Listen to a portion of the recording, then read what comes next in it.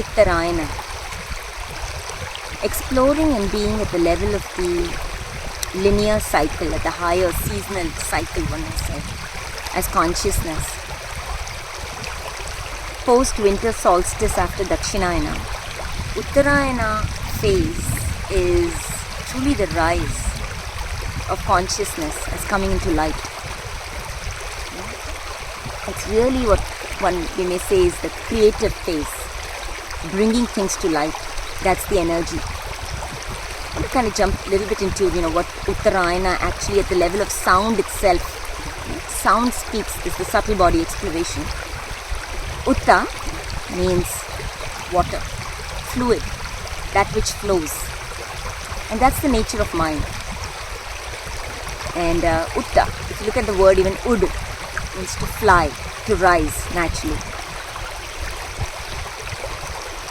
That which we are, and the sound of if you look at it. In Sanskrit Varnamala, the first sound of the vowel, it begins with, mind's journey, one may say, begins with the sound You want to look at it as projection. You want to look at it as the sound of itself is neutral. That which I am. So if you look at Utta in that sense, U is the expression of that itself, extending itself, ready to play. Utta. Ta is the sound of establish. This, that. Tat. You want to look at it at the elementary plane. I manifest. Okay? Mind is consciousness already manifest. Okay? So, Utta is that. So, Utta, truly, when at the level of the mind, that which naturally loses its charge and comes into so-called neutrality, is the true nature of that which we are. As equanimous mind naturally appears to rise. That is the sensing and the deeper knowing of this phase that allows for it. All is nature. So that's why when we align with nature, what we call as nature as if it's outside the seasons, it allows us to sense that which we are. And so allows for the natural rising. So invitation to kind of really align with how nature flows. So Utta is that. Utta is the rise, the flow. How consciousness flows, appears flowing. Even at the level of the linear plane, but at a higher level, deeper level. And then there's the Ra. Ra is the sound of perpetuation. Mind is eternal movement, shift, change, freshness. There's no stagnancy. It's only when we as consciousness are playing at the level of Kali Yuga and Dwapar Yuga, that's a state of consciousness where we are identified primarily only as if we are the five senses, and the other side of that coin is our intellectual logical mind. All our definitions of what is, what I am, what the world is all dependent on that, and that's a conceptual world. It's just ideas that are stuck. So naturally we experience as if things get stuck, we experience problems and things like that. So beyond that, right? So Ra is that sound, literally. We are that as mind. That's why one of the sounds for mind itself is Mra. Mra. We'll see that, Mary. In Hindi, Mary literally means mind. Right? It's awakening that all is me. All is the one self, whatever that self and me you want to define as. It's all me.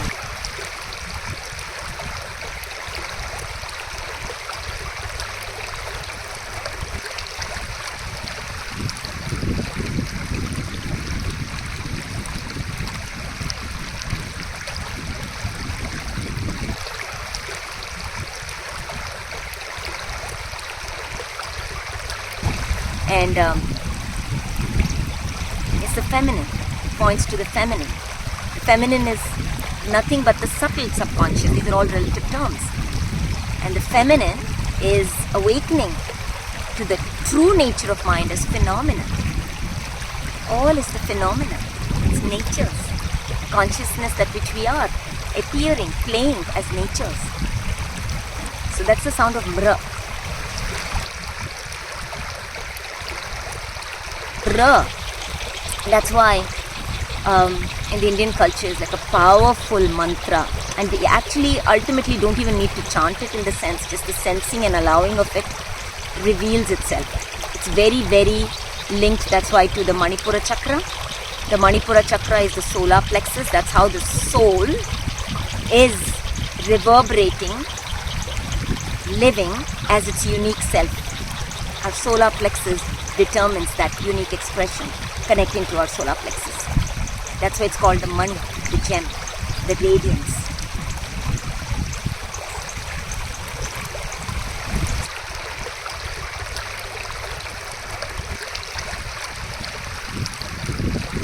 So Ra is that sound. We say Ram or Ram. That's the sensing of it. So Uttara. Right? So that's the sensing of this Utta'Ra'yana. The word also Uttara is north facing. Again, if you take it at the level of the sounds, Na is the sound of that which is the unknowing, the invisible net, from which resonances arise, and that's how we experience ourselves as a lit world, as we are journeying. The unknowing is the unseen body that which we are, beyond this linear time-space reality. So the north is that Na is appearing as the Ratha. Ratha is the chariot. That which we resonate as, that establishes, that's the chariot we are being. It's awakening to that. So we are always, when we are north facing, and that's why in the Kali Yuga, Dwapar Yuga, there are all these concepts, with the Vastu or Feng Shui and all that stuff, like it's like north, and especially northeast, if you look at it. Again, east, E is the sound of the feminine, right? Easter, that's why it's like huge, risen.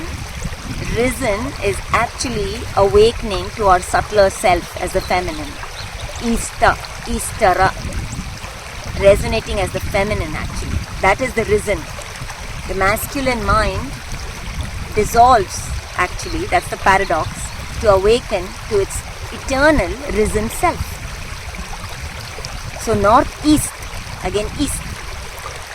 Isa, established. Northeast is, that is why I pointed to, that's the space of the dawn, right? Because at Kali Yuga, Dwapar Yuga, we are identified with outer. So we let the outer appearances lead us. The outer so-called elements, the sun, the wind, those are ways to connect to our truer being.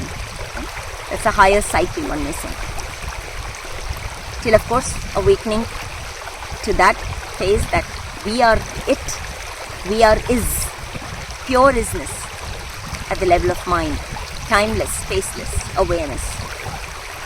All is that which I am.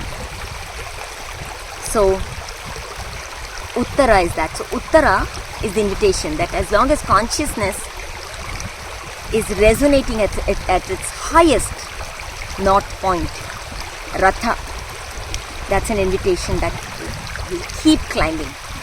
We'll keep climbing because it's like at the level of phenomena, that is the spiral. It's the experience as if we are ascending. This is how we, that which we are, timeless and spaceless, experience ourselves as the paradox of descending and ascending at the same time. We are in the center actually, so it's an expansion. It's an expansion. So the heart is in the center. The top chakras are the experience of ascension. Lower chakras are the experience of grounding. And it's very important. That resonance actually is the experience at the level of gross self. It brings us to our gross. We're able to bring things. That's the grounding of it. That's a beautiful play. As within, as without, as below, so above.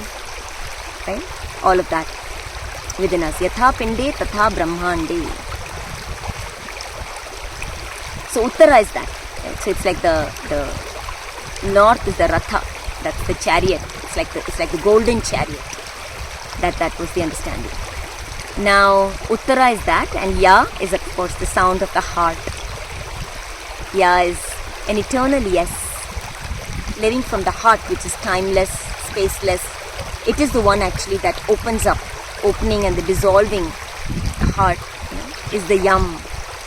And funnily that is the sound of Yama as well, because truly as the heart opening is actually dying to the concepts and the ideas and the identities that we have played as in the Kali Yuga and Dwapara Yuga state of consciousness.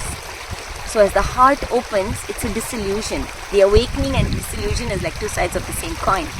So Ya is that, an eternal yes to life, mind, experience as that which I am. This is a yes to all and everything. Because the living is the heart. Yum. We taste everything. And for consciousness, every experience, there's no differentiation in that sense. At the level, context is everything. At the level of that which consciousness, it's playing every yuga, every game, tasting every flavor, every experience. That's the beauty of it. So Yana is that. Yana is the path. Yantra, that's the heart. An open heart reveals everything. The disillusion of all illusion. And truly seeing the nature of reality. So Utta'Ra'yana is that. That's why it's called as the Kaivalya Pada. Ka is the sound of the linear, or may say the time-space itself. It's pointed by like a snake. The Kundalini, one may say. This is the way the Kundalini rises, we awaken, even at the human level, to know that we are way beyond what we primarily think we are, limited by just this body and this thinking logical mind. So that is the Kai. E is the sound, the feminine sound, right? Because creation as mind is seen as Shakti. She's innately phenomena because feminine. She births, she plays, because what is outside of her cannot be spoken about. There's no nature to that which we are as pure consciousness.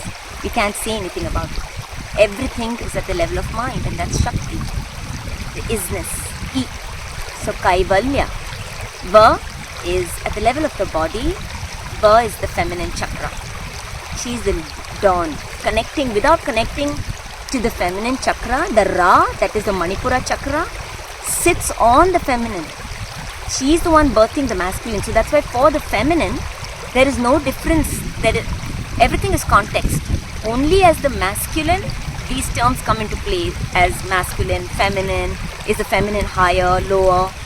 At the level of feminine, it's one phenomena. I am one phenomena. She does not experience anything outside of that which she is. And the she is not at the level of the gender. It's a neutral. Like the mother. I am, even though I appear to birth and live, I am. Period. There's nothing that can be sent beyond that. Aim is the feminine Shakti mantra. That's what the I am wakes us up to. So, Kaivalya, Va, is that acknowledging at the level of the body.